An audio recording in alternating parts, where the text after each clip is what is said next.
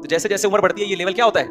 تو مستیوں کا شوق بھی کیا ہوتا ہے, کم ہوتا ہے, اور پھر بدتمیزی بہت زیادہ بری لگنا شروع ہو جاتی ہے, آپ میچور ہو جاتے ہیں.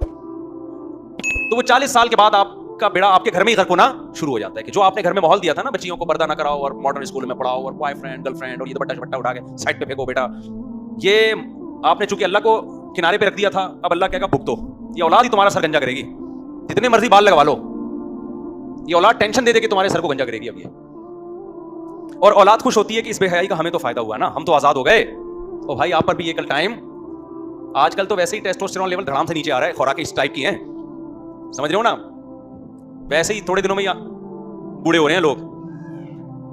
تو یہ جو اولاد آج کہہ رہی ہے کہ ہمیں آزادی ہے, ہم ابا سے پوچھتے نہیں ہیں, اور لڑکیاں کے بوائے فرینڈ ہیں, اور یہ اور وہ موبائل پہ یہ ادھر ادھر کی مستیاں, یہ سمجھ رہے ہیں ہم تو آزاد ہیں نا. بھائی تھوڑے دنوں میں آپ کے ساتھ آپ کو بھی وہی جوتے پڑنے والے ہیں جو آج اپنے ماں باپ کو آپ